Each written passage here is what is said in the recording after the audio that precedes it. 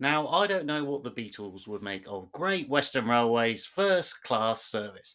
If it was me, I'd say to them, you got a ticket to ride, first class. You got a ticket to ride, first class. You got a ticket to ride, first class. And I don't care. Yes, I have historically made a point of saying I really think the UK rail system, especially the first class travel, is an absolute rip-off, eye-wateringly expensive. And in this case, we're going to talk about Great Western Railway because it's the train I have to get when I go back to Somerset. And I have found that Great Western Railway, GWR, has been extortionately expensive for their first class tickets. Here's a recent example just for a weekend away, over £400 for a first class ticket. So, what we're going to do today, after my previous video on surviving the UK rail system, I alluded to the first class scam, but this time I am going to actually talk you through it and talk about my recent trip from Bristol to London Paddington on a GWR intercity train, first class. So let's get this show on the road.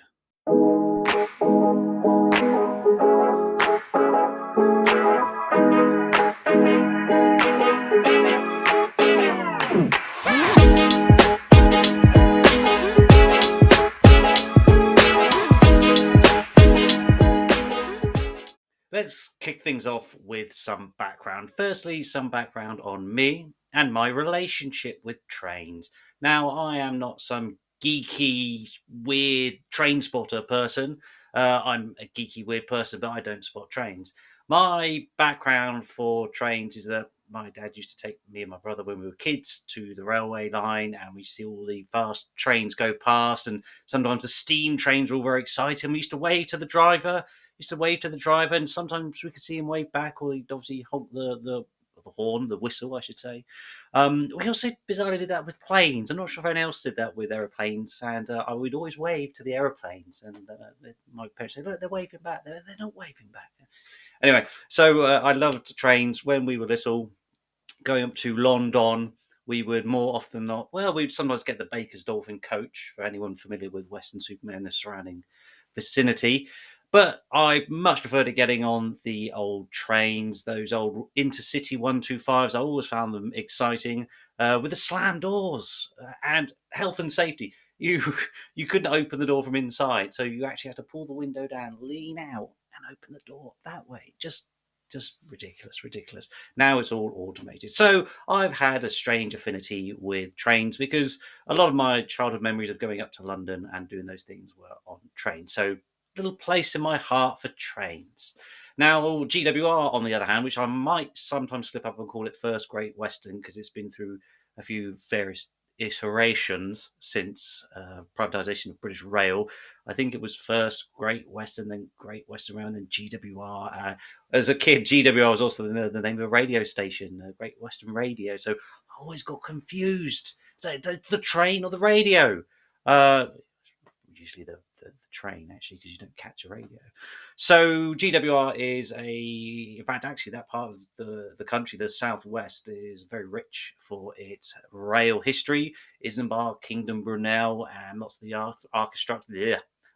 architecture and all those rail structures in places like Bristol and Swindon and so on. So it's a great historical passion, I think, or pride for people in the West Country. So GWR, for anyone that doesn't know, has the franchise to run trains from London. I stopped saying London, all the way to the southwest. So Cardiff is the main point for Wales, and then down Bath, Bristol, and all the way down to Cornwall, down to sort of Exeter and Penzance and those kind of places. So yes, it is a very well-established rail franchise, a very well-established routes, and has also got a nice bit of an aura to it. Did have quite a bit of a romantic aura for rail enthusiasts down the years.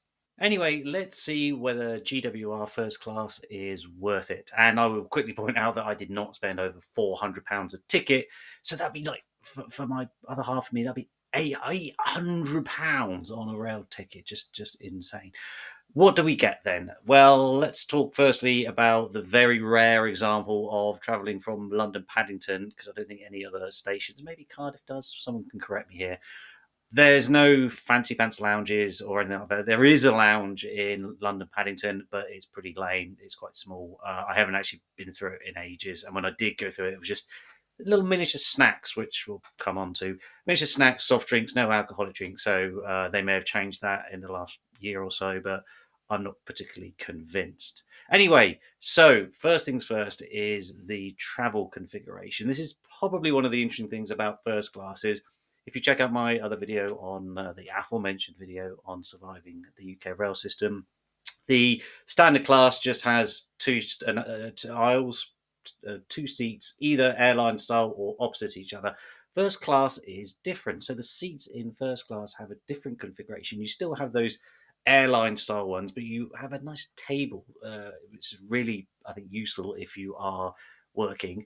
So those are the two airline seaters, and the opposite ones where you sit in a group of four is pretty similar design. The one I really like though about first class is that you get these single seats dotted along the aisle. So that means you get a lot more space. There's a lot more space in the carriage because there are fewer customers to clog it all up. That is basically counteracted from the fact that the luggage areas are exactly the same in standard and first class, and the overhead luggage areas as well are also the same size. So you're not getting any extra space there, but the lower density of passengers does make it feel a bit more breathable. That also means that the aisle is considerably wider, so you have plenty more space because some of those standard class carriages are a lot tighter packed, so you can't actually often get through or past people because the congestion is really bad. And I think that's probably one of the great things about the first class carriage is that obviously it has the same seat reservations, but because it's more often than not fairly sparse, you're going to be guaranteed a seat. And believe me, on this journey, this was coming back from Bristol to London, the reverse journey, as per usual, we had the seat reservations, tried to get on had the rugby scrummer trying to get onto the train, and the carriage numbers were all wrong. They weren't switched on. The seat reservation signs weren't working. So, absolute nightmare. We managed to sort of just get a random seat, and everyone's tense, and it's all packed. So, the good thing about first class in that sense is that you do have more space and you are more likely to not have to get crammed in or lose a seat. You're pretty much guaranteed a seat, even when things go wrong with the reservation system. As for the seats themselves, they are larger, they are more comfortable, and they have a recline of sorts. It's one of those things where you push it down and kind of moves it forward and back. So it's not an airline style recline. It kind of seems to have sort of semi-motorized thing, but it doesn't make a huge amount of difference. But having a little bit of recline, which you don't tend to get in the other cabin, not in an aeroplane, in the other carriage, is also non-existent. The other thing as well is you also get your power sockets. Unlike the standard class where you found them underneath the chair, they're sort of tucked at the side, so you do get a nice bit of power. And you also get a fold-down tray, but the trays are considerably bigger and more robust than the rather flimsy ones in the standard carriage. As you can see here, lots of space. You can easily fit a laptop on there, phone, food, and so on. Compare that to the standard class where you are going to struggle to get a laptop or anything else on there. So, yes, more space and more ability to utilize the space around you, which is good. Likewise, I don't know if it's just my imagination, but it does feel like the acoustics in the first class are a lot better. It seems quieter, it seems more relaxed. Maybe that's just my little brain playing tricks on me. But I've always found it more tranquil sitting in there than in cattle class. I tell you what, don't take my word for it. You can be the judge. Have a listen to this.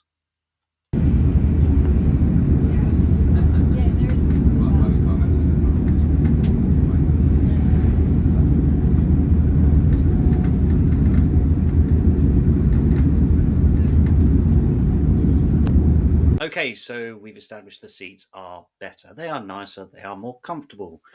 What else do we get for our first class experience? Well, GWR don't do food service. I've seen a couple of some of the longer ones. I think my friend Eve at Speedwell Travel did, I think LNER, they actually do a full meal service.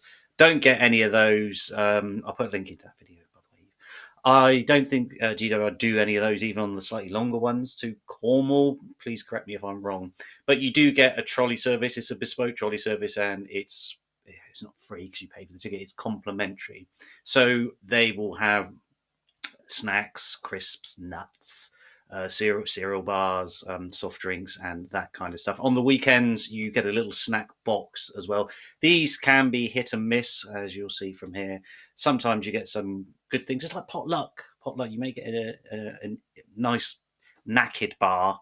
Then you might just get some processed. And this time we had some really weird oatcakes and some tomato spread. I didn't have any, but the other half said it was revolting.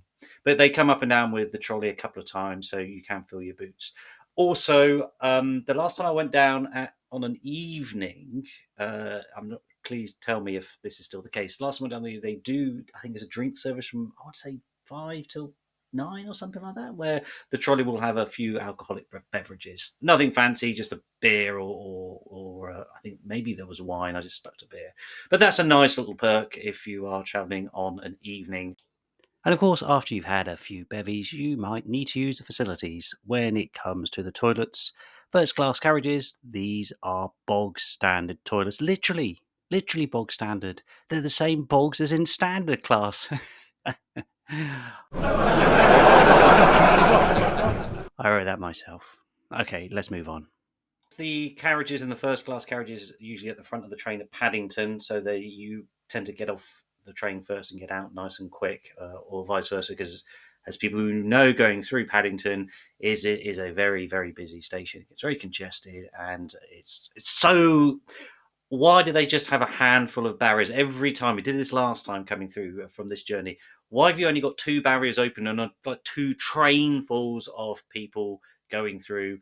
I know I need to watch my video on de-stressing on our travel shenanigans, but yeah, that does ease a little bit. So if you're off the train quite early, you don't necessarily have to be right at the back with everyone else trying to smash through to the only two gates that open. Then your ticket won't work, will it? So you've got to go to the man or the woman on the gate, and they'll just end up waving you through anyway. So let's summarise then. Slightly more convenient carriage, nicer, more comfortable chairs, a nicer ambience, more space, snack bar, and less stress in terms of having lots of the unwashed come through to the first class carriage.